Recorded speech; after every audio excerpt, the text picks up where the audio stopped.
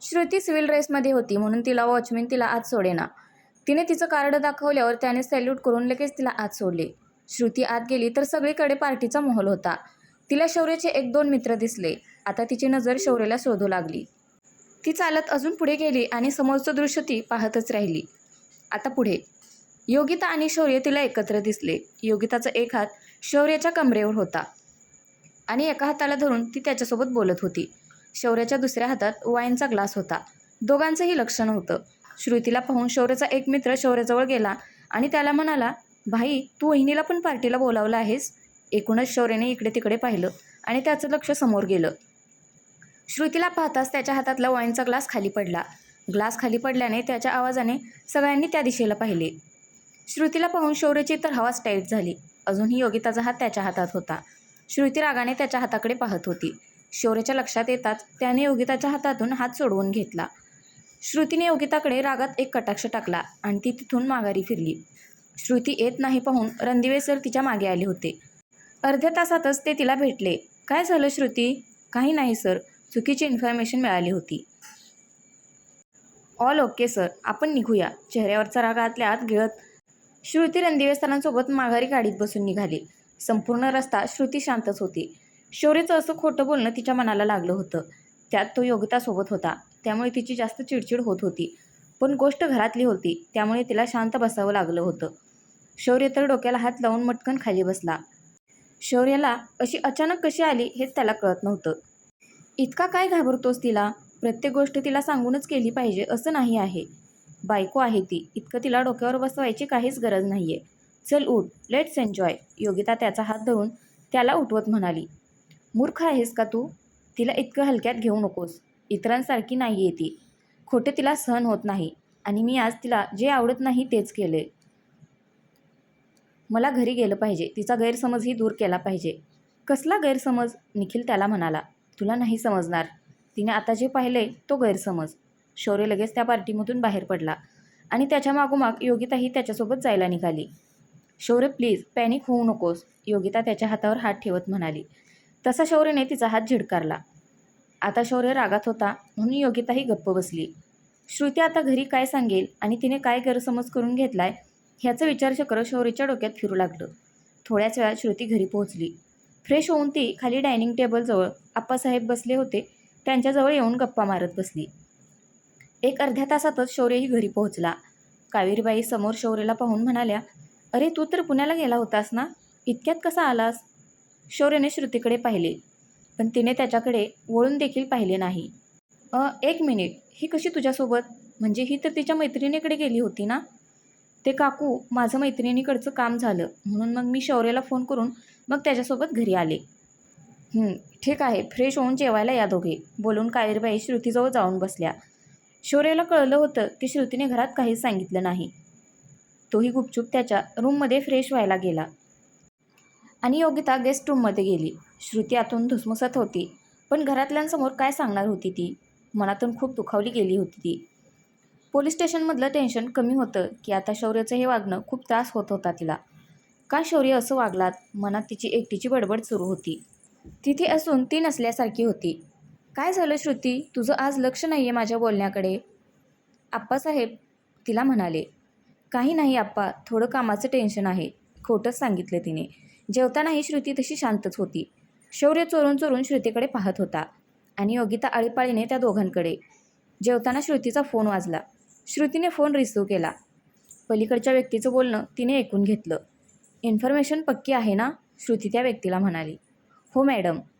बघ, काही जरी गडबड झाली तर खूप मोठा प्रॉब्लेम होऊ शकतो.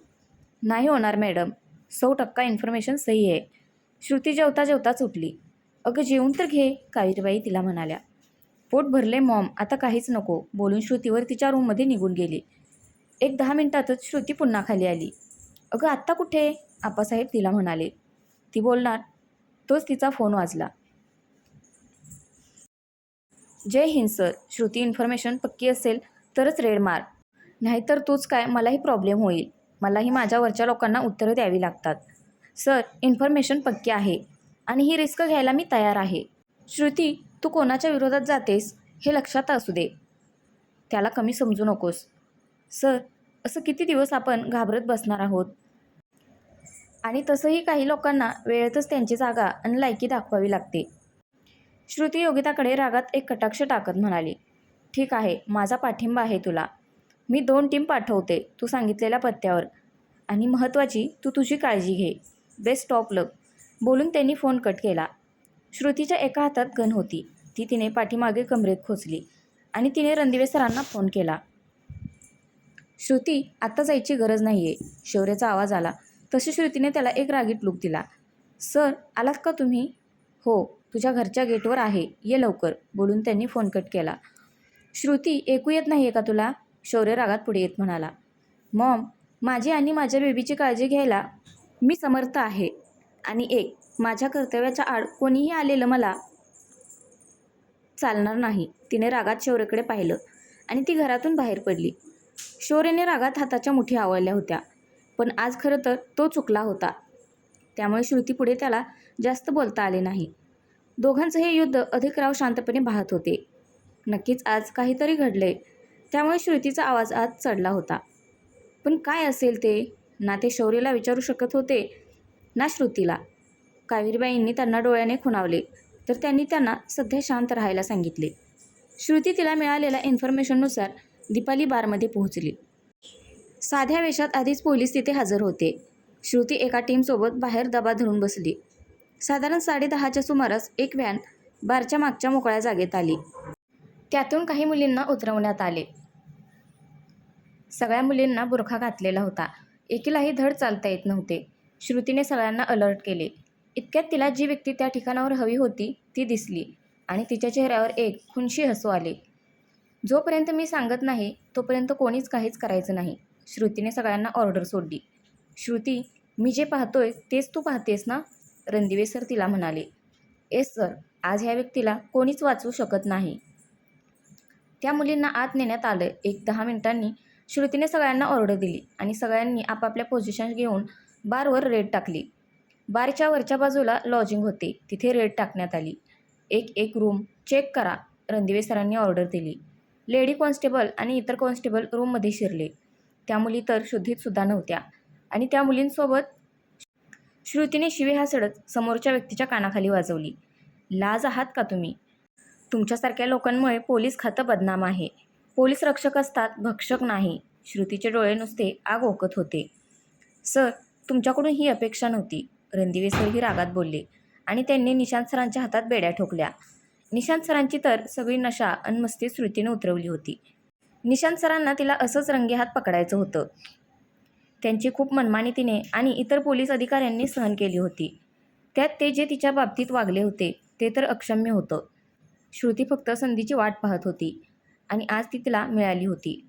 लेडी कॉन्स्टेबलना त्या मुलींना तिने हॉस्पिटलला न्यायला सांगितले आणि बार मालकाला आणि निशांत सरांना, शिवाय तिथे प्रत्येक रूममध्ये सापडलेल्या हर एक व्यक्तीला रणदिवे सर आणि श्रुती पोलीस स्टेशनला घेऊन गेले. श्रुतीने SP सरांना फोन करून जे काही घडलं ते सगळं सांगितलं. तेही पोलीस स्टेशनला येतो म्हणाले आणि त्यांनी फोन कट केला.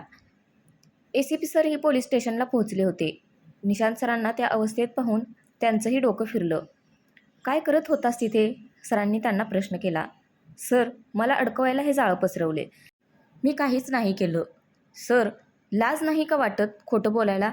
तुमच्या मुलीच्या वयाच्या मुलीसोबत तुम्ही बोलायलाही लाज वाटते. आणि जिथे हे सगळं घडले त्या बारचे तुम्ही निम्मे मालक आहात.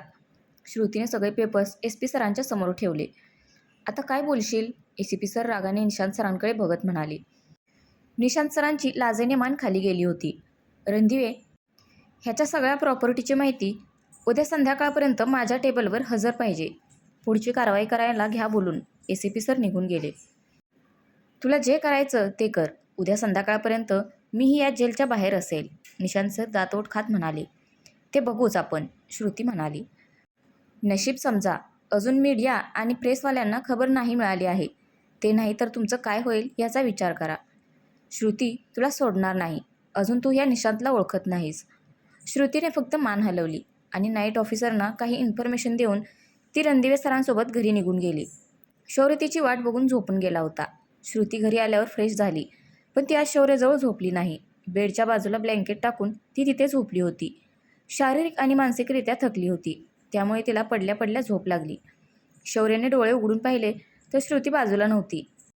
त्याने उठून बघितलं तर श्रुती त्याला बेडजवळ पोटावर हात ठेवून झोपलेली दिसली. सॉरी, मनातल्या मनात तो बोलला आणि हळूच तिच्या बाजूला जाऊन तिला पाहतच झोपी गेला. दुसऱ्या दिवशी नाश्ता करताना श्रुतीने शौर्यकडे पाहिलं देखील नाही. तो मात्र चोरून चोरून श्रुतीकडे पाहत होता आणि योगिता त्या दोघांकडे पाहत होती. एकंदर रोज नाश्ता करताना असणारं खेळीमेळीचं वातावरण आज नव्हतं. नाश्ता करत असताना श्रुतीच्या फोनवर अनोखी नंबरवरून फोन येत होता. श्रुतीने फोन रिसीव्ह केला आणि स्पीकरवर ठेवला. हॅलो, कोण बोलतंय? श्रुती. क्या मैडम, आजकल तो ज़्यादा फुदकने लगी है. पलीकडील व्यक्ती. कौन बोल रहा है? श्रुती. तेरी अम्मा. सुन बे लड़की, ज़्यादा उछल मत. तूने जो कल रात मेरी लड़कियां फुर की है ना, वो मुझे वापस चाहिए. अच्छा, शकीना बेगम बात कर रही है? श्रुती हंसत म्हणाली. ओहो, पहचानती है तो तू मुझे? तो मैं कौन हूँ ये तो तुझे पता होगा, और मेरी कहाँ तक पहुँच है ये भी तुझे मालूम होगा. शकीना देख, तेरी पूरी कुंडली मेरे पास है. तो जो धंधा करती है उसकी पूरी इन्फॉर्मेशन मेरे पास है. जिन लड़कियों से तू धंधा करवा रही है वो 14-15 साल की मासूम लड़कियां हैं. अब तो वो तुझे मिलने से रही, क्योंकि उनको मैंने फुर किया है और वो मेरे पास हिफाजत से है. भूल जाना उन लड़कियों को. ए, किसे धमकी देती है? मैं भूल जाऊँ उन लड़कियों को? वो मेरी लड़कियां है, समझी? और वर्दी का गुरूर मुझे मत दिखा. तेरे जैसे लोग हमारी जेब में रहते हैं. कम से कम पेट में बच्चा है उसका तो ख्याल कर. शकीना क्रूरपणे हसत होती. ए, बच्चे की तरफ आँख उठा के नहीं देखने का, वरना जिंदा गाड़ दूंगी, समझी? रागात बोलतच श्रुतीने फोन कट केला. आता श्रुतीने प्रसादला फोन केला. कुठे आहेस? निघतोय ग, बोल ना. पोलीस स्टेशनची एक टीम पाठवते, तुला ॲड्रेस सेंड करते. आत्ताच्या आत्ता उचलायचे. श्रुती रागात हाताची मुठी टेबलावर आपटत म्हणाली. अगं काय बोलतेस? कुठला ॲड्रेस, कोणाला उचलायचंय? शकीना आणि रुबिना दोघी बहिणींना उचलायचं आणि 1 तासात मला त्या पोलीस स्टेशनमध्ये हव्या आहेत. मीही निघतेय. बोलून श्रुतीने फोन कट केला. श्रुतीचं पोट दिसत असल्याने सध्या ती सिव्हिल ड्रेसवर पोलीस स्टेशनला जात नव्हती. आज तिच्या रागाचा पारा अधिकच चढला होता. कोणीतरी तिच्या पोटातल्या बाळावर आज वाकडी नजर टाकायची हिंमत केली होती. तिने समोरच्या कपाटातून तिच्या बुलेटची चावी काढली. तसा शौर्य तिच्या मागे आला आणि त्याने श्रुतीचा हात धरून तो म्हणाला, मी सोडतो तुला, गरज नाही आहे, माझी मी खंबीर आहे. श्रुतीने त्याचा हात झिडकारला आणि ती रागात घरातून बाहेर पडली. शौर्य तिला पाठमोरा बघत होता. इतक्यात कावेरीबाईंचा आवाज त्याच्या कानावर पडला. शौर्य, तुझं आणि तिचं काय बिनसलंय ते मला माहीत नाही, पण तिला आणि बाळाला जर काही झालं तर माझ्यासारखी वाईट दुसरी कोणी नसेल. बोलून रागाने कावेरीबाई त्यांच्या रूममध्ये निघून गेल्या. त्यांच्या पाठोपाठ अधिकराव, आप्पासाहेब, अक्कासाहेब आणि रमाई रागाने शौर्यकडे बघत निघून गेले. योगिताला तर ह्या क्षणाला शौर्याला काय सांगावं तेच कळत नव्हतं. ती तशीच गप्प उभी होती. शौर्याने अर्धवट नाश्ता तसाच ठेवला आणि त्याची बॅग उचलून तो कॉलेजला जायला निघाला. त्याच्या मागे योगिताही गेली. गाडीत कमालीची शांतता होती. श्रुतीचा ह्यावेळी त्याला अधिकच त्रास देत होता. शौर्य, होईल सगळं ठीक, तू नको काळजी करूस, आणि तिला इतकं महत्त्व द्यायची गरज नाही आहे. बायको आहे तर बायकोसारखं राहावं तिने. ती तर सगळीकडे तिचा मालकी हक्कच गाजवते. शौर्याने रागात योगिताकडे पाहिलं. हे बघ, माझ्या घरगुती गोष्टीत लक्ष घालू नकोस आणि प्लीज होता होईल तितक्या लवकर तुझी दुसरीकडे सोय कर. काही वेळातच श्रुती पोलीस स्टेशनला पोहोचली. थोड्या वेळातच श्रुतीला प्रसादचा फोन आला. तिने सांगितलेल्या ॲड्रेसवर शकीना आणि रुबिना दोघीही नव्हत्या. श्रुतीशी बोलल्यानंतर त्या दोघीही गायब झाल्या होत्या. तू नीट चेक केलंस का? श्रुती वैतागत म्हणाली. श्रुती, शांत हो, इथे कोणीच नाही आहे. संपूर्ण बंगला शोधला पण हाती कोणीच नाही लागलं. श्रुतीने फोन कट केला आणि शरदला फोन केला. मॅडम, त्या दोघी बहिणी खूप हुशार आहेत. त्या मुलींना शोधण्यासाठी तिथून पळाल्या असणार. त्या मुलींना सुरक्षित ठिकाणी हलवा, नाहीतर पुन्हा त्या दोघी त्यांना धंद्यावर बसवतील. त्यांचा आत्ता पत्ता लागणं खूप मुश्किल आहे. तरीही मी माझी माणसं कामाला लावतो. मॅडम, तुम्ही तुमची काळजी घ्या. त्या मुली नाही मिळाल्या तर त्या तुम्हाला काहीही करू शकतात. बोलून शरदने फोन कट केला. श्रुती चांगलीच बिथरली होती, पण कितीही काही झालं तरी ती निशांत सरांना हात लावू शकत नव्हती. निशांत सरांवर इन्क्वायरी बसवण्यात आली होती. त्यात आज पुन्हा शिंदे सर पुन्हा ह्या केसवर जॉईन होणार होते.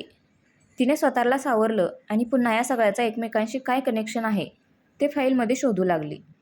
दिवसभरात शौर्यने तिला अनेक फोन केले, पण तिने त्याचा एकदाही फोन रिसीव्ह केला नाही. संध्याकाळी श्रुती घरी जाण्यासाठी पोलीस स्टेशनमधून बाहेर आली तर समोर तिला कावेरीबाई दिसल्या. त्या अशा पोलीस स्टेशनमध्ये आलेल्या पाहून तिला आश्चर्य वाटलं. ती लगेच त्यांच्याजवळ आली. मॉम, तुम्ही इथे? हो, तुला घ्यायला आले. पण मॉम कशाला? म्हणजे गाडी होती माझ्याकडे. हो, ती इथेच राहू दे. म्हणजे पोलीस स्टेशनमधून कोणी चोरी नाही ना करणार? त्या हसत म्हणाल्या. श्रुतीही हसली आणि कावेरीबाईंसोबत गाडीत बसली. गाडी घराच्या दिशेने न जाता दुसरीकडे निघाली होती. मॉम, आपण कुठे जातोय? कळेल थोड्याच वेळात. काही वेळातच गाडी मुक्ताई हॉस्पिटलजवळ थांबली. आता श्रुतीच्या लक्षात आलं, डॉक्टरांची अपॉइंटमेंट घेतली होती, पण शौर्यमुळे ती चेकिंगसाठी हॉस्पिटलला गेलीच नव्हती. तिने भरल्या डोळ्याने कावेरीबाईंकडे पाहिले. आता नाही, चल, आधी डॉक्टर वाट पाहत आहेत. दोघीही आत गेल्या. डॉक्टरांनी श्रुतीला चेकअपसाठी आत घेतले. कावेरीबाईंनाही बोलावले. श्रुतीची सोनोग्राफी करायची होती. डॉक्टरांनी तिचे शर्ट वर केले आणि पोटावर जेल क्रीम लावले आणि मॉनिटर तिच्या पोटावर फिरवू लागल्या. समोरच्या स्क्रीनवर बाळाच्या हालचाली दिसत होत्या. बाळाच्या हृदयाचे ठोके, सारं काही डॉक्टर तिला दाखवत होते. श्रुतीला ते बघून खूप आनंद झाला होता. फक्त आता ह्या क्षणाला तिच्यासोबत तिला शौर्य हवा होता. टचकन तिच्या डोळ्यात पाणी आले. कावेरीबाईंनी तिला डोळ्यानेच नाही म्हणून खुणवले. कसं आहे बाळ? कावेरीबाईंनी डॉक्टरांना विचारले. खूप छान, डॉक्टर म्हणाल्या. व्यवस्थित वाढ होते. बाळाची काहीच काळजी करण्याचं कारण नाही. फक्त आता औषधात बदल करते. तेवढंही आजपासून तिला द्या. आणि हे काय, शौर्य कुठे आहे? डॉक्टरांनी हसत विचारले. हां, ते त्याला जरा काम आहे म्हणून मी तिला घेऊन आले, कावेरीबाईंनी खोटंच सांगितलं. दोघीही हॉस्पिटलमधून बाहेर पडल्या.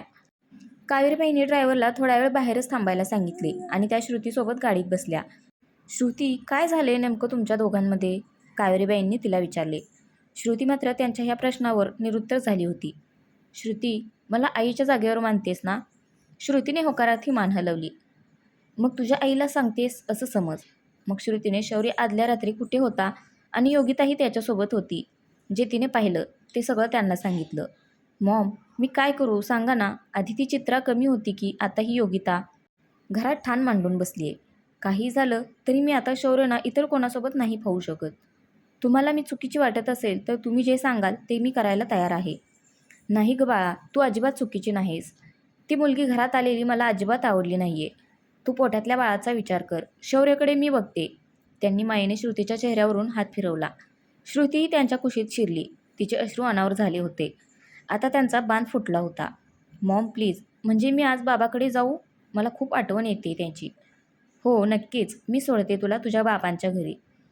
कावेरीबाईंनी ड्रायव्हरला गाडी श्रुतीच्या घराच्या दिशेने घ्यायला सांगितली. संपूर्ण रस्ता श्रुती कावेरीबाईंच्या कुशीत लहान मुलासारखी डोकं टेकून डोळे मिटून शांत पडून राहिली. थोड्याच वेळात त्या वसंतरावांच्या घरी पोहोचल्या. अचानक त्या श्रुतीला घेऊन न सांगता आल्या होत्या आणि तेही पहिल्यांदा. वसंतराव आणि घरचे सगळेच कोड्यात पडले होते. पण कावेरीबाई पहिल्यांदा आल्यामुळे कौसल्याबाई त्यांची आवभगत करत होत्या, पण त्या जास्त वेळ थांबल्या नाहीत. श्रुती आणि बाळ दोघेही व्यवस्थित आहेत. फक्त तिला तुमची सगळ्यांची खूप आठवण येत होती म्हणून काही दिवसांसाठी. अहो, का नाही, हेही तिचंच घर आहे, कौसल्याबाई म्हणाल्या. बरं चला, मी येते. म्हणून त्या श्रुतीला काळजी घे, कसलाच विचार करू नकोस असं सांगून तिथून बाहेर पडल्या आणि त्यांच्या घरी गेल्या. श्रुती अजून घरी आली नव्हती, त्यामुळे शौर्य अस्वस्थ झाला होता. त्यात कावेरीबाईही घरात नव्हत्या. थोड्याच वेळात कावेरीबाई घरी आल्या. त्यांनी शौर्यकडे एक रागीट कटाक्ष टाकला आणि त्यांच्या रूममध्ये जायला निघाल्या. तोच शौर्यने त्यांना थांबवले. मॉम, श्रुतीचा काही फोन? म्हणजे ती अजून आली नाही आहे. अरे वा, तुला कधीपासून तिची काळजी वाटायला लागली? मॉम प्लीज, ती तिच्या वडिलांकडे काही दिवसांसाठी गेली आहे. तू काळजी करू नकोस. इतकं बोलून त्या त्यांच्या रूममध्ये निघून गेल्या. तर फ्रेंड्स, आजचा भाग कसा वाटला नक्की कमेंट करून सांगा. धन्यवाद.